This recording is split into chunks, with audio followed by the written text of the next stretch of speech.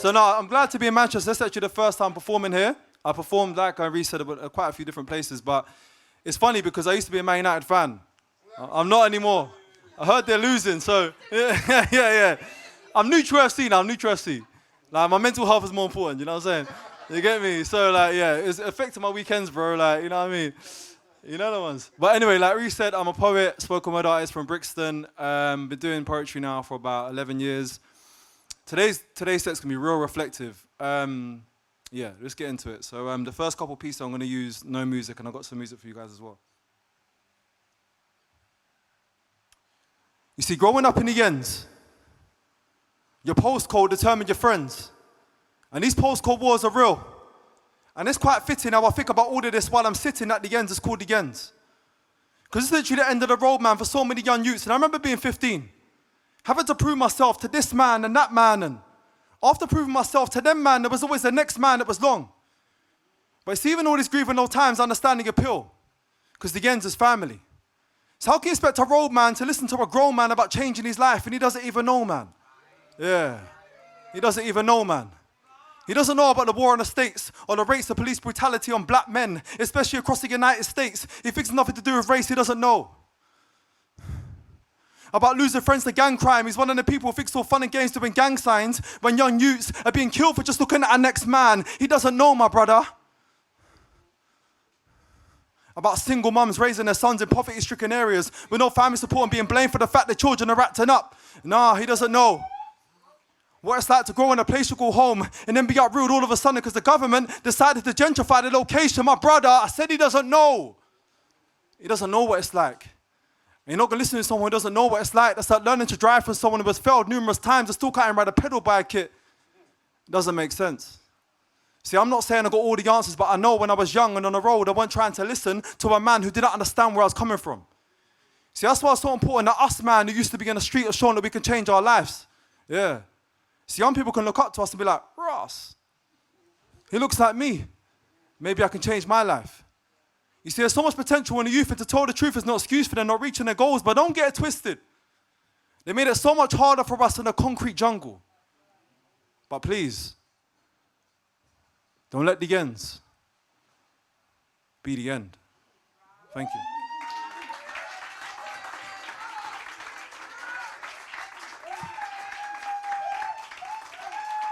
So for those who know about Brixton, yeah, Brixton is like, yeah, it's a mad place still. And the funny thing is, Brixton's been gentrified to hell. That's where that poem kind of comes from. Like, I grew up in Brixton. I'm 37 now, sorry. Like Reece, I'm keep saying I'm younger than I am.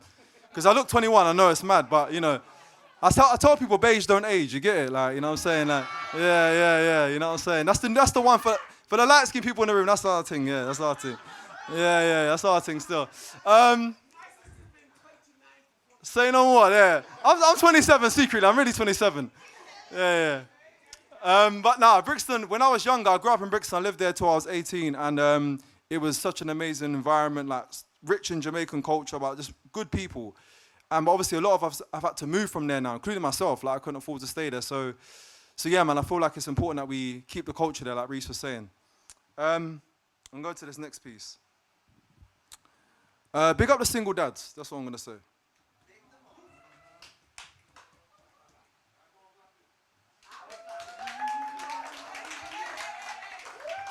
Especially the black dads. You see, every young boy needs a father figure. Because even the most in-shaped mothers can never fit a father's figure, so why do dads get such a rough time of it? You see, even Father's Day has become let's celebrate all the amazing single mothers. But when it comes to Mother's Day, there's no say for the incredible single fathers, and in some ways I understand.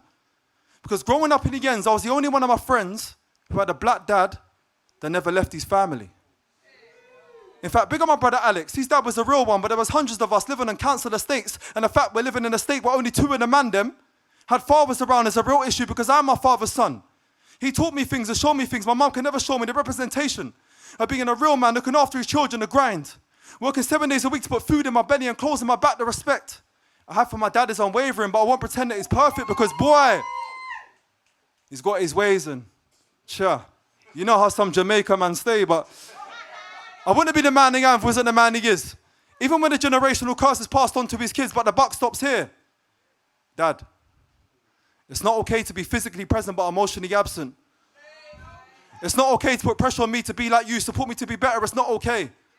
To tell me to man up when I'm being more of a man than you by showing my feelings, it's not okay. To be closed off and hard to approach is sad that I can only speak to mum in this. Not okay. But I'm okay. I swear I'm okay. See, I don't even know why I'm feeling this way. Because I got a dad. Yeah, I'm one of the lucky ones.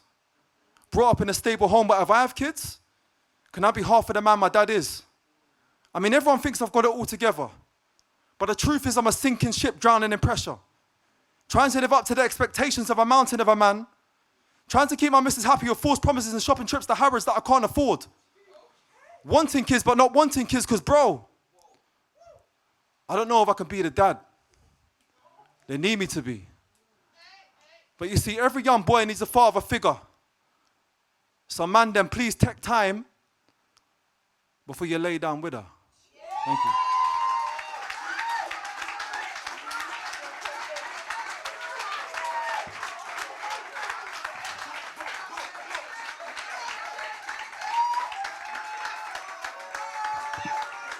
Big up the Manchester crew, yes, love.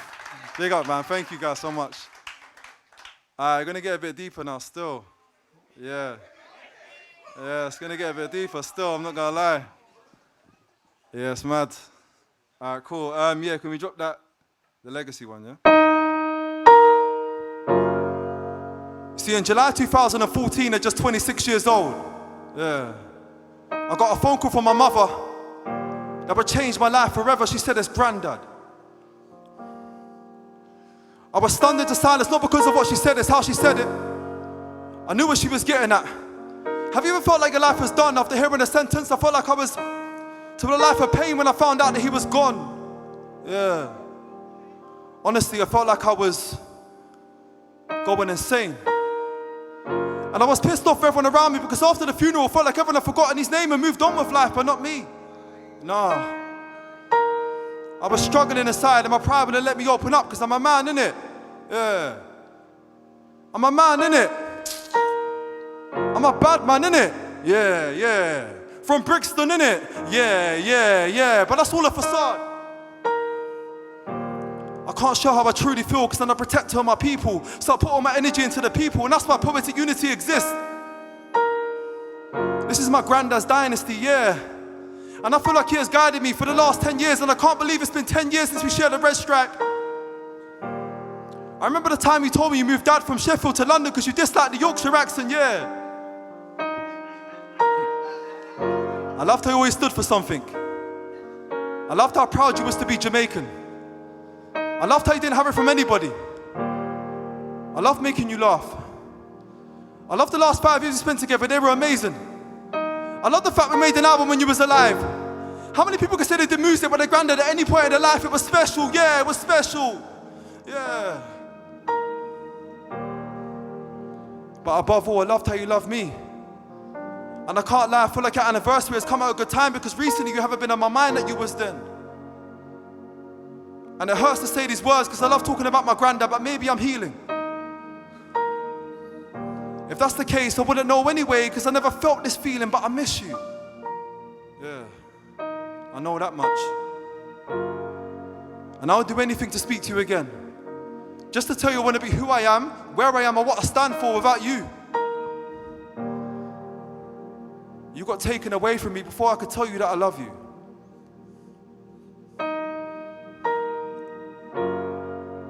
And that's what hurts the most.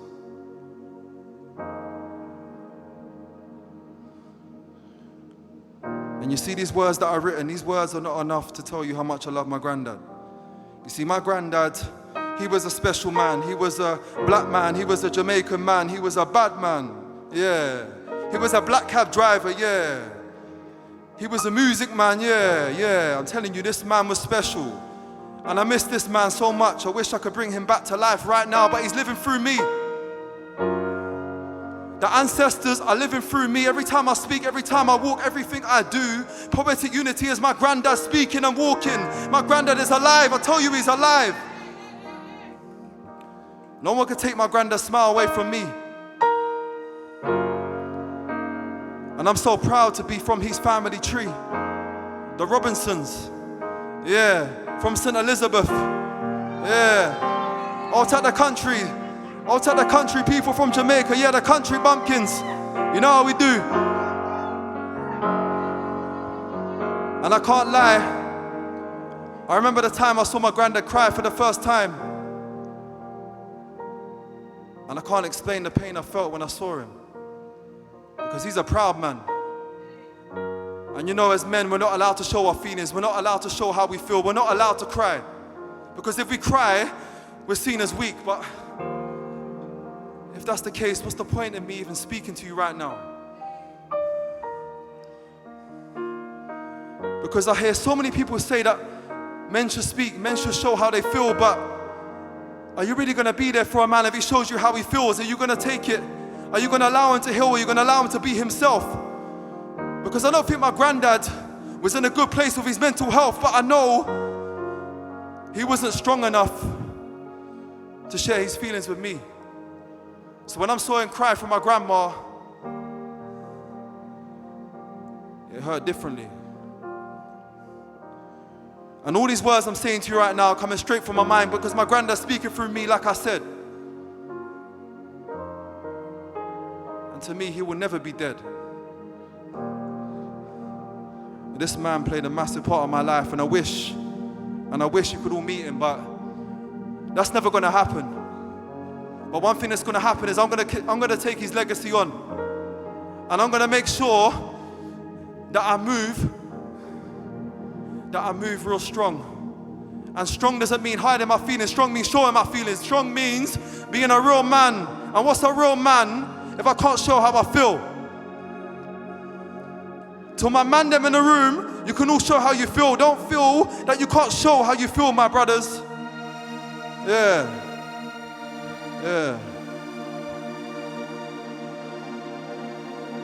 R.I.P. Grandad.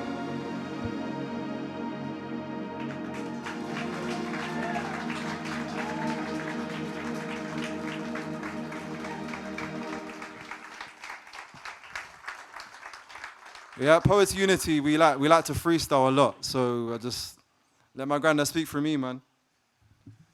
Cool, let's do the last piece, if I can get through it. Cool.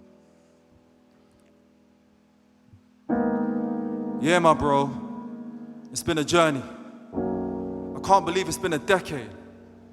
Who would have thought this young man from Brixton could have built a culture that's helping the culture in Brixton? Not me. You see, this idea came from pain and love. The pain of being marginalized by teachers when I was in school. The pain of seeing my grandma struggling with Alzheimer's disease every day. The pain of being stopped and searched and seeing a man them get popped and murked. I can't describe how much love I have for my family. But you see, my grandparents, especially my granddad, it goes even deeper. And the love I have for my community and mankind. Yeah. I still can't believe poetic unity came from man's mind. It's crazy. Because I used to hate poetry, you know.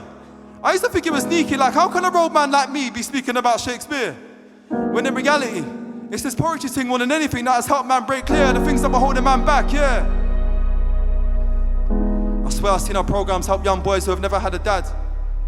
At Poets Unity, we let man that know we're safe to talk and all walks of life come through our doors, and I'm proud to say we never close our doors to anyone. Yeah. We're open for everyone. You see, our care-driven approach and lived experience helped us foster community in a way that not many else can. Because you can't plan or buy the authentic connection we have with the people, because we are the people. We grew up in the ends and we lost friends, and the dreams of buying a Mercedes-Benz, so we understand. From schools to youth clubs, from colleges to universities, from community venues to prisons, we've listened and held space of 50,000 plus attendances across 1,700 services in 10 years. Giving a voice to the voiceless, creating a precedent, so we pay young people well to thrive. I want to see this poetry thing build and build, but we can't impose us to focus on surviving. You see, we're taking this thing across the pond and seeing it thriving. From Brixton to the world. From Canada to LA. I remember they used to say our resources are too small to have an impact, when in fact, like my granddad used to say, we may be little but we talawa. Yeah. And nobody can bother us. This is special. This is a place where nobody can infiltrate. This is a place where you can come in your ones and leave with a new best mate. This is a place where nothing is fake. This is a place where we celebrate community. This is a place where we give young people opportunity. This is a place where empathy is shown so beautifully. This is a place where young black people feel safe with no scrutiny. Yeah, my brother. This is poetic unity. Thank you.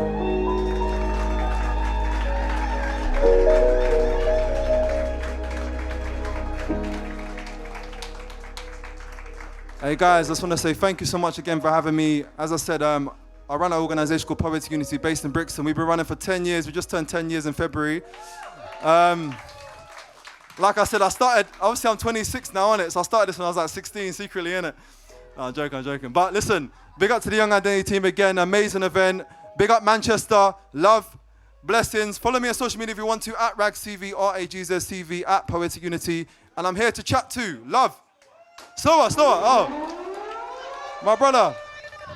Rewind, come again. Ragz CV is Ragz CV. And Poetic Unity is just Poetic Unity. No spaces. And guys, I'm here to chat. Big up the Young Identity team as well. They got me staying in a little nice hotel, you know, so man ain't got to rush off home and that, you know what I mean? I'm out here, man. So yeah, love, blessings, thank you.